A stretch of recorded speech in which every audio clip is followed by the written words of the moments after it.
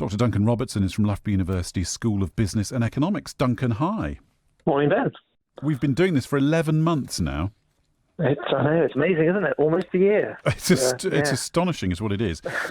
Now, look, we'll talk about the numbers in a second. First of all, it would seem that there's confirmation already that schools will all go back on the 8th. There was some thought earlier this morning that it might be phased in, but what is it? Something like 10 million pupils all back on the 8th? Which is Obviously a lot of people. So this is where potentially the virus, starts to spread. And I think there was some thought about whether these should be phased in, primary schools, for example, first, and then moving to the secondary schools later. But it seems that the government's made this decision that all the schools are going back at the same time. And, of course, that's risky. And I think, the Prime Minister's said that it's likely that R will go above 1 as a result of some of the measures that are going to be implemented. So it'll be very interesting to see what happens. And what the plan is to keep this under control, because the risk with everyone going back at the same time is that R does go above 1 and we get back into this uncontrolled spread. And where are we with the numbers at the moment? So the numbers are looking better, and of course this is the thing. It depends how you compare them. So compared to the peak of the worst, we're doing very well. The numbers are coming down by about 20 to 25% in a week, so across the board, which is great news. But of course, if you look at the number of people in hospital, it's still very high. So while the sort of daily numbers are going well, the patients in hospital is just below the first peak maximum. So there are still lots of people in hospital, and lots of people in ICU.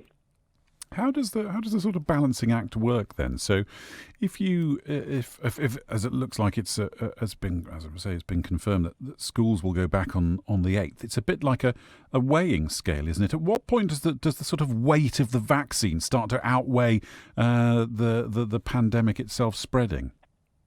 Well, that's a very good question, and I think we don't know, and I think hopefully today we're going to get more information about how these vaccines do affect hospitalisation. So there's some sort of early data from Scotland, which is sort of saying that the risk of hospitalisations is decreased by about 85% to 94%, and it varies, depending on your age. But this is obviously very good news, and of course it's preliminary data, and I'm sure we'll get to know more about that today. So that's great. That's great if you've been vaccinated, and of course, sort of two things there. One is that, of course, not everybody has been vaccinated. Not every group has been offered a vaccine. And that for the people who have been offered a vaccine, that reduction in hospitalisation risk only happens if you have taken the vaccine. So I would encourage people who have been offered the vaccine to take it, because it could substantially affect your risk, reduce your risk of being hospitalised, which is obviously a good thing. But there is this tension, right, between people who are being exposed to the virus and the people who have been vaccinated against the virus. So you can't predict what's going to happen, but what may happen is that amongst the unvaccinated people, R is going to go up, and you're going to get transmission amongst people who are mixing, because that's obviously what happens. But the people who are most at risk of hospitalisation are going to get some protection against that. So there is this very difficult balancing act that's going on. And I think, with these sort of systems that are very much out of equilibrium, it's very important that you keep an eye on them and adjust your response according to the data. I mean, look, I keep making this observation that we don't know yet what this roadmap is going to have. We know it's got 60 pages in it, and there's been lots of talk about it in the newspapers today. It's interesting that sometimes the facts drift by actually several months as to which measures will be released and so on. The one caveat to it all, though, seems to be that okay, there might be a roadmap, but the length of that roadmap is quite elastic, dependent on the science ultimately. Well, I mean, this isn't our first roadmap. Coming out of lockdown 1, we had a roadmap. Coming out of lockdown 2, we had a roadmap. That didn't last very long.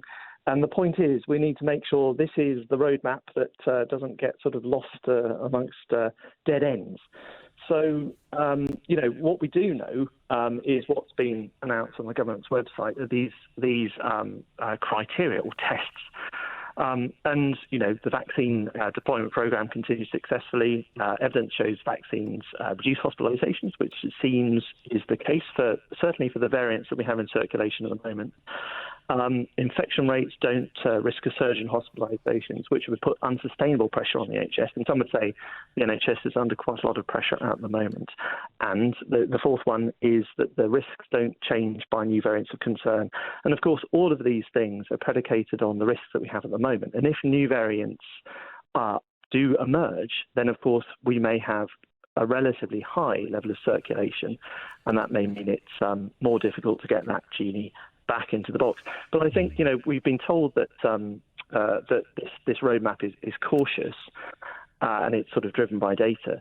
But it'll be very interesting to see when this 60-page document is released later today, whether there are any numbers or any thresholds in it about what each one of those criteria mean.